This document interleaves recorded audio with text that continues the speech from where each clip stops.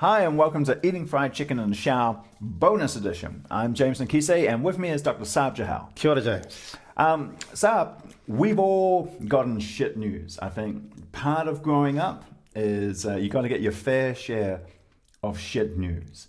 What are some ways in which we can deal with that? Yeah, you're right. We all get shit news, and sometimes that shit news is about us. Oh yeah. And what's going on for us. You know, one of those things might be that, maybe we're sick. Yeah. Yeah, maybe we've had a diagnosis. It might be a chronic illness like something like diabetes. Yep. Or maybe something that's immediately more life-threatening like cancer. I mean, and for Pacific Islanders, we always have this very gallows humor about gout. Right. That's one of the running jokes for Pacific Islanders. If you get to your 30s and it's pain, you're like, oh, must be the gout. And Right. just watch non-Pacific Islanders go, oh.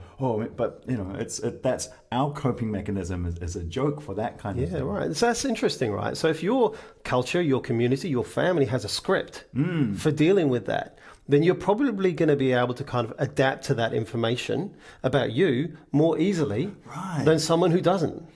Maybe you don't have that story in your family or for yourself. I'm not somebody who gets sick, right? I'm bulletproof. Yeah. And now this thing has happened. It fundamentally could change how I see myself. Your and sense how of other identity. people, your sense of identity and how other people will see me too. Right. Suddenly they see me as a sick person. Right. So maybe I'm going to keep this on the down low and I'm not going to tell other people, which means that maybe I'm not going to take my medication in public. Right. Which means that perhaps I'm not going to be taking my medication as I should be, right? So it's complex. When we get this information about perhaps our health status or whatever it is that threatens our sense of ourselves and our identity, then it has repercussions like guilt or shame, maybe. Maybe this is not something that I thought was going to happen to me, and I'm going to find this difficult to deal with. Anger is also another common reaction. Or perhaps maybe sticking your head in the sand about it too. And that can be dangerous, right? Because the evidence is those people who have a plan to deal with whatever it is that they've been told seem to adjust better psychologically and have better outcomes than those people who stick their head in the sand about it. So yes, of course, there's going to be a period of coming to terms with it, but we need to kind of move on from that. That period of coming to terms, what kind of period is it? Is it a grieving period? Is it similar to trauma, which we've talked about in the past? Yeah. Well, some people have said that it's quite similar to the grieving process. You have this kind of like stage of denial, perhaps. You perhaps have a stage of anger or maybe bargaining. If I do this, then maybe, this thing will go away. Or if I don't tell these people, then maybe I can keep it quiet and maybe my identity doesn't change. It's not simple, and people move through these stages all around at once. But what we know is that it's complex, right? It's biological, it's psychological, and it's emotional. And so unless we deal with all of those things, the medication itself is not going to deal with it. We have to deal with all the stuff that's going on for us too. And is it as simple as following, the classic steps of going through that, or can you bypass that, or is it just taking the time?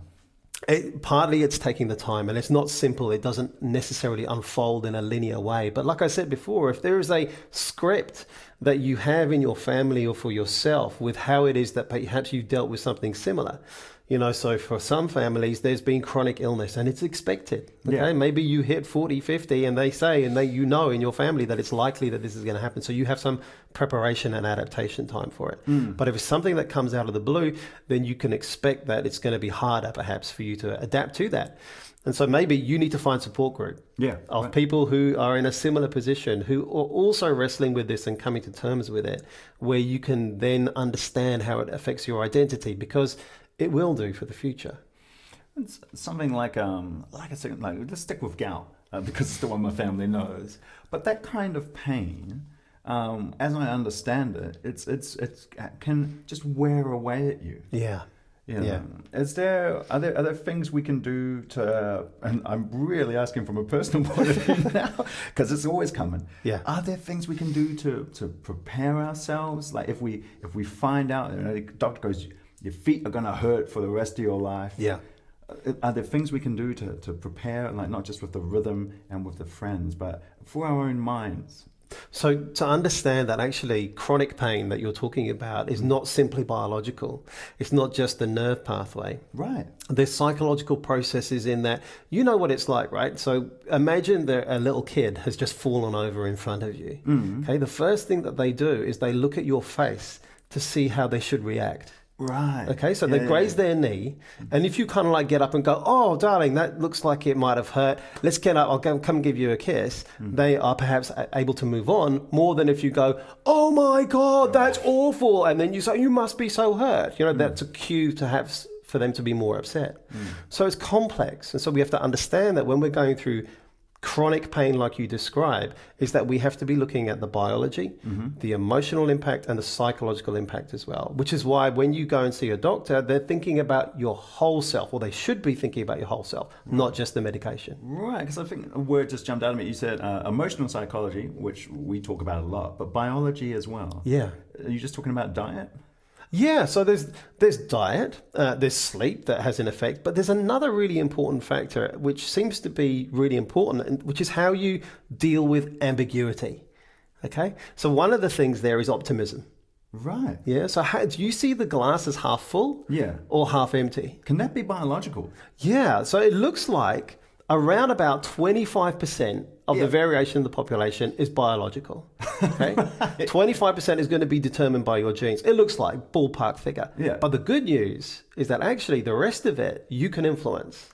Now it might be your family upbringing, where you perhaps are brought up in a family that tends to look more on the bright side of things, or it may be that you can actually cultivate optimism by actually taking a step back when it's an ambiguous situation and perhaps challenging yourself to say, is that a glass that's half empty, like I would normally think, or is there something else going on here which is actually giving me value? Okay, that's really that's incredible to me, because I think a lot of us look at people who are overly optimistic and going, but they can be born that way. They haven't just done some sort of course or something like that. They're actually wired up. Yeah, so some people can be more wired up to interpret all those ambiguous situations as much more positive for them. But this isn't just about being rah-rah positive all the time, because it's also important to have that pragmatic realism. Okay, you're not off in fantasy land the whole time and everything is a bed of roses. Those people who have a truly optimistic outlook are almost stacking the cards in their favor, such that they are looking for the best outcome possible. And they will look at the world in order to try and bring that about, rather than looking for the disastrous outcome. I'm going to put everything on red, but I know everything's going to come out on black. Yeah. Right? This is the sort of thing that they're trying to avoid. Right. They're going to try and say, actually, perhaps this situation isn't the best, but I'm going to work on everything else that I can control, such that I'm going to try and influence this outcome for me to work out really well. I want to ask you one final question. And again, it's a strangely personal one, but it's not about gout. It's actually about something that I've discovered the last couple of years. I've been having conversations with other performers, and we noticed that the mixed race kids, as we refer to ourselves, we have our own sort of our dialogue. And that dialogue's often around the tensions. I just want to ask, is that us being a bit sensitive, or is that a genuine thing? Do you know what? The researchers are only really starting to uncover this. It does seem to be a genuine thing, but we don't know a huge amount about it. Okay. So one of the things that we do know is that we tend to think of the world as monoracial. You're either this or that, right?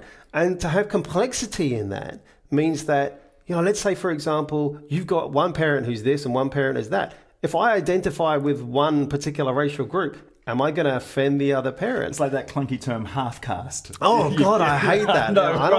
No one is half of anything, right? No one is half of anything. Yeah. But it's real, the tension that people have and are wrestling with, and even though they may not be able to name it explicitly.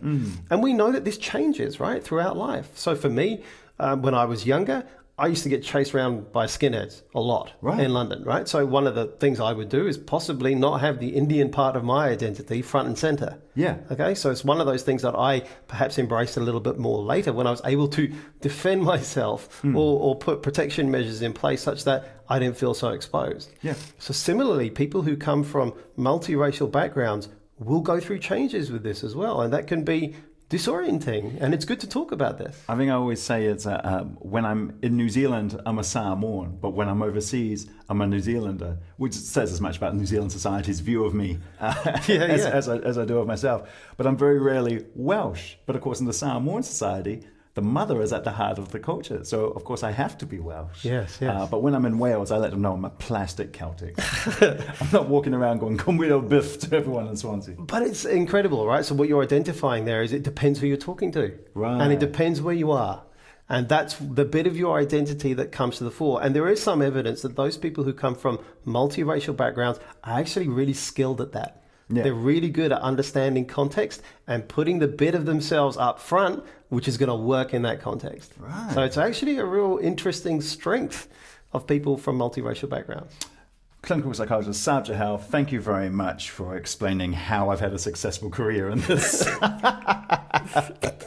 We'll see you again, my friend.